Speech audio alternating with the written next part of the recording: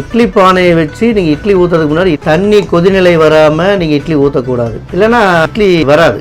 அரிசியை மட்டும் மாவரைச்சி வச்சா போதும். நீங்கள் இரவு இட்லி ஊற்றுறதுக்கு 1 மணி நேரத்துக்கு முன்னாடி உளுந்து ஊற வச்சு 3/4 மணி நேரம் ஊறினதுக்கப்புறம் அதை எடுத்து அரைச்சி நீங்கள் மாவில் கலக்கினாலே போதும், இட்லி பிரமாதம் வரும். உளுந்து நீங்கள் புளிக்கணும்னு அவசியம் இல்லை, அரிசி மட்டும் புளிச்சா போதும். அதே மாதிரி மழை காலத்தில் கொஞ்சம் லேட்டாக புளிக்கும், பனி காலத்தில் ரொம்ப லேட்டாக புளிக்கும், வெயில் காலத்தில் சீக்கிரம் புளிச்சிடும். அந்தந்த காலச்சூழல் இன்னைக்கு எத்தனை பேரன் ஹீட் இப்படி எப்படி சூடு எப்படி உஷ்ணம் இருக்கோ அதுக்கு தகுந்த மாதிரி பேலன்ஸ் பண்ணி தான் இந்த இட்லி பண்ணணும். சரி, இந்த அரிசி ஊற வைக்கிறதுலேருந்து சார், தண்ணியில் அரிசியை ஊற வைக்கிறதுலேருந்து அந்த மாவு அந்த அரிசி கொஞ்சமாக புளிக்க ஆரம்பிக்கும். நாங்கள் மாவு அரைக்கும் போது அரிசி மாவு மட்டும்தான் அரைச்சி வைப்போம், உளுந்து மாவு அரைச்சி வைக்க மாட்டோம். இப்போ நம்ம இட்லி ஊற்றிட்டே இருக்கோம், ஊற்றி முடிச்சுட்டு கடைசியாக இந்த மாவு வலிச்சு ஊற்றி ஒரு இட்லி ஊற்றுவாங்க, அது வரைக்கும் நல்லா வந்துட்டு இருக்கும். இந்த கடைசி மாவு இட்லி பார்த்தீங்கன்னா கல் மாதிரி தான் இருக்கும். ஏங்க இது கல் மாதிரி இருக்குன்னா, ஏங்க அது கடைசி இட்லிங்க, கடைசி மாவு அது அப்படி தான் வரும். இந்த உளுந்தோட பணி என்னன்னா, அரிசியோடைய ஒவ்வொரு அணுக்களுக்கு இடையில ஒரு லேயர் போடுறது தான் அந்த உளுந்து போட்டு நல்லா கலக்கிறோம் இல்லையா, அரிசி உளுந்தும்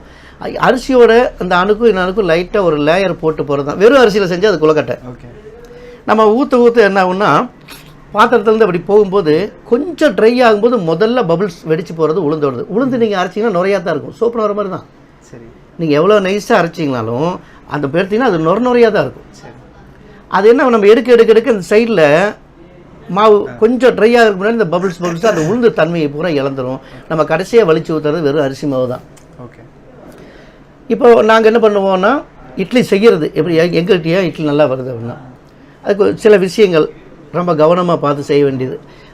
அரிசியை மட்டும் மாவரைச்சி வச்சா போதும். நீங்கள் இரவு இட்லி ஊற்றுறதுக்கு 1 மணி நேரத்துக்கு முன்னாடி உளுந்து ஊற வச்சு 3/4 மணி நேரம் ஊறினதுக்கப்புறம் அதை எடுத்து அரைச்சி நீங்கள் மாவில் கலக்கினாலே போதும், இட்லி பிரமாதம் வரும். முதல்ல இது உளுந்து நீங்கள் புளிக்கணும்னு அவசியம் இல்லை, அரிசி மட்டும் புளிச்சா போதும்.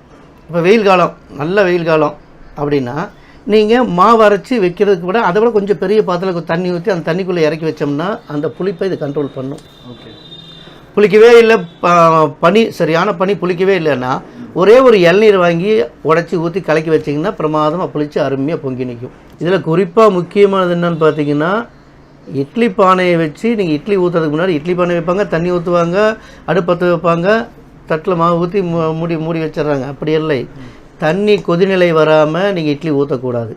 தண்ணி கொதிநிலை வந்ததுக்கப்புறம் தான் ஊற்றணும், இல்லைன்னா இட்லி வராது. கொதிக்கிற வரைக்குமே தண்ணி உள்ளே தான் இழுக்கும். எல்லா இதுவும் நல்லா கொதிநிலை வந்ததுக்கப்புறம் இந்த ஆவியில் இந்த இட்லி வேகும்.